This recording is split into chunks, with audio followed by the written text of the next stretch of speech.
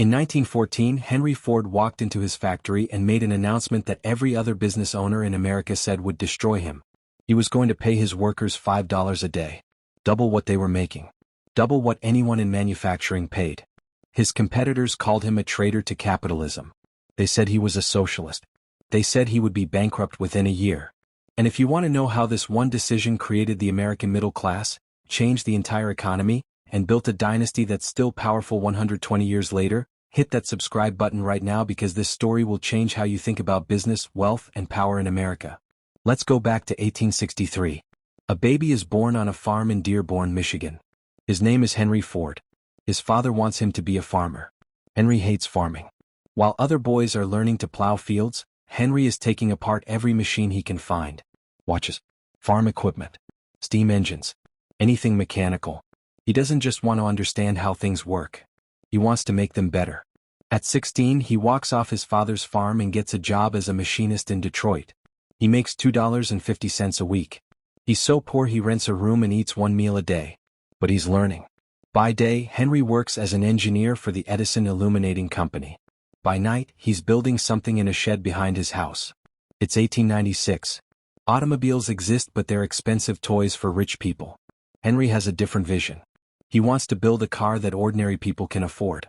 On June 4, 1896, at 4 in the morning, he finishes his first car. It's called the quadricycle. He drives it through the streets of Detroit and people think he's insane. For the next 7 years, Henry tries and fails to start a car company. Twice. His first company goes bankrupt.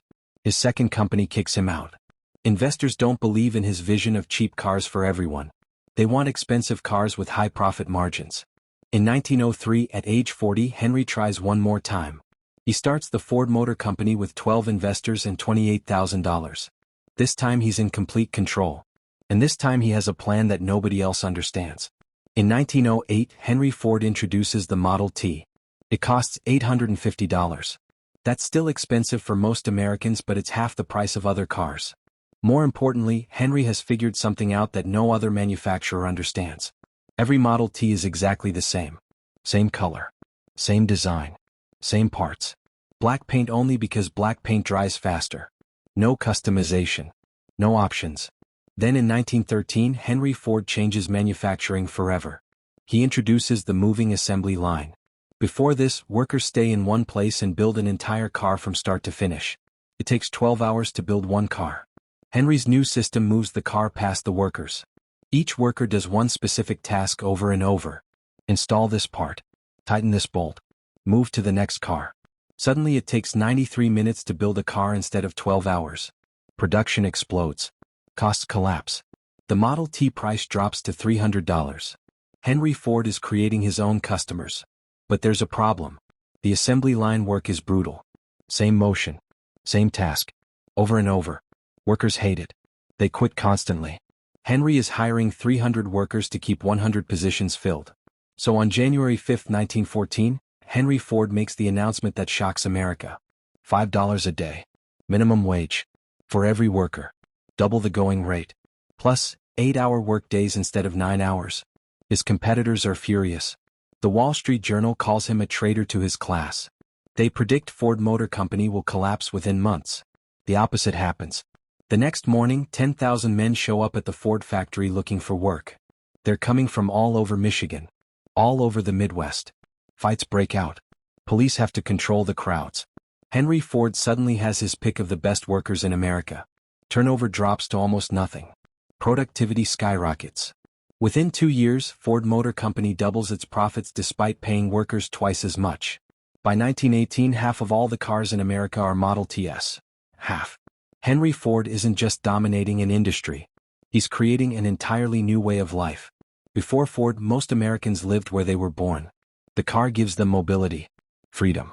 The $5 day gives them the money to buy cars.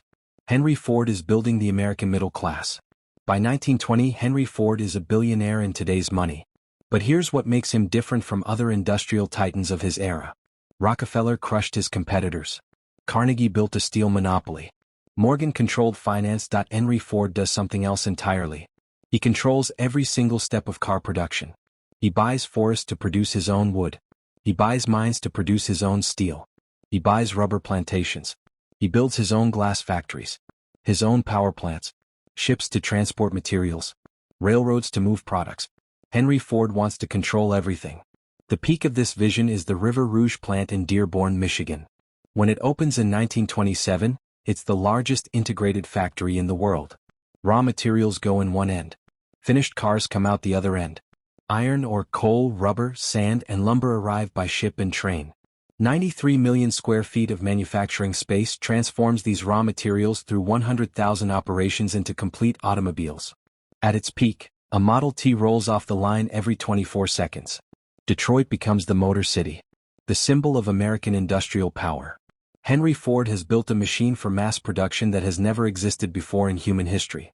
But then Henry makes a mistake that almost destroys everything. He falls in love with the Model T. For 19 years, from 1908 to 1927, Ford only makes one car. Meanwhile, General Motors starts offering different models, different colors, different styles. Ford's market share collapses from 50% to 15%. Henry refuses to change. He loves the Model T. Finally, in 1927, his son Edsel convinces him to stop Model T production and design something new. This begins the complicated story of the Ford dynasty beyond Henry. Edsel Ford is everything his father is not. Sophisticated, artistic, diplomatic. He understands that customers want beautiful cars, not just functional ones. He oversees the design of the Model A, which saves the company. He pushes Ford into producing elegant Lincoln luxury cars. But Henry cannot let go of control. He undermines Edsel constantly, overrules his decisions, humiliates him in front of employees. The stress destroys Edsel. He dies in 1943 at age 49. Many people blame Henry. A father's need for control killed his own son. This is the midpoint of our story and where the Ford dynasty faces its greatest crisis. When Edsel dies, Henry Ford is 80 years old, increasingly senile, and running the company into the ground. The board finally forces Henry to give up control. Edsel's son, Henry Ford II, is only 25 years old and serving in the Navy. The Navy releases him early. In September 1945, Henry Ford II becomes president of Ford Motor Company. He has no business experience. He inherits a company that's bleeding money. What Henry Ford II does next saves the dynasty. He fires almost all of his grandfather's old management team. He hires a group of talented executives from the Army Air Force called the Whiz Kids. He brings in professional managers from other companies. He decentralizes decision-making. He invests in new designs. Within 5 years, Ford is profitable again. Henry Ford II proves that dynasties survive not by sons copying fathers but by each generation adapting to their era.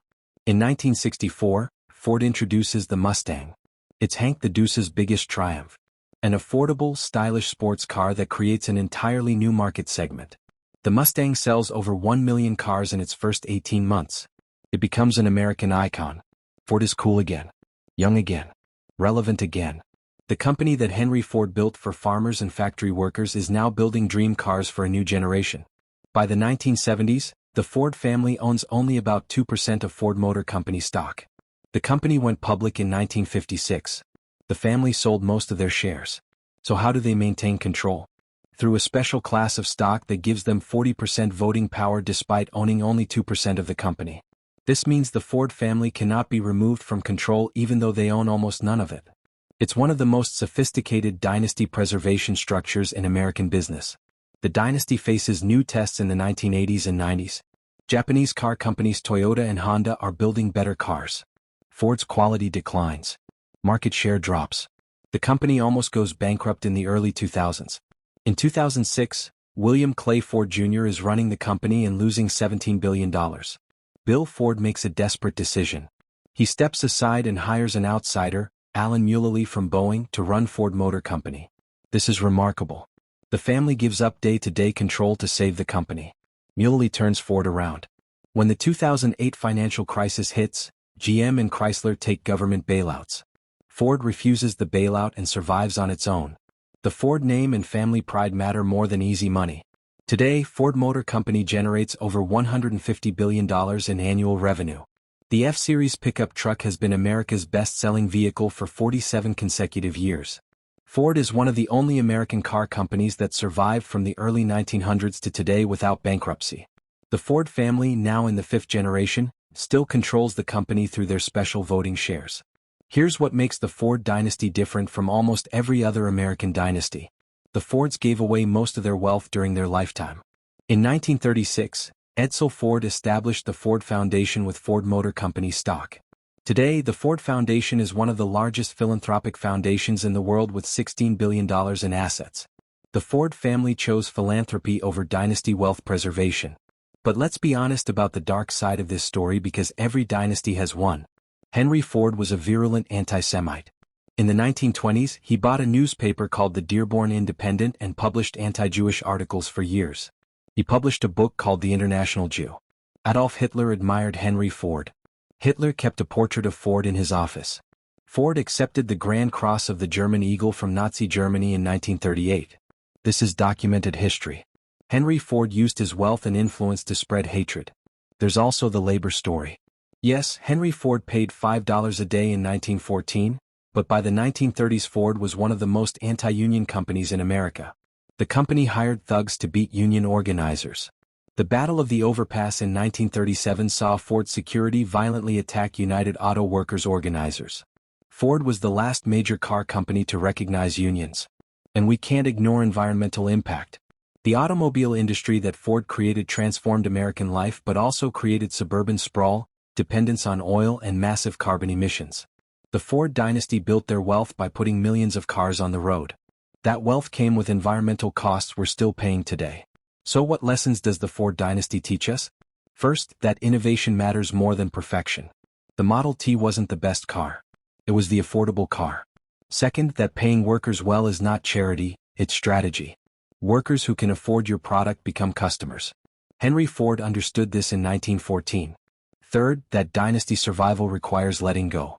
Edsel had to convince Henry to abandon the Model T. Henry Ford II had to fire his grandfather's team. Bill Ford had to step aside for Alan Mulally. Dynasties that cling to the past die with it. Fourth, that control structure matters more than ownership percentage. The Ford family owns almost nothing but controls everything through special voting shares. And fifth, that giving wealth away can preserve a legacy better than hoarding it.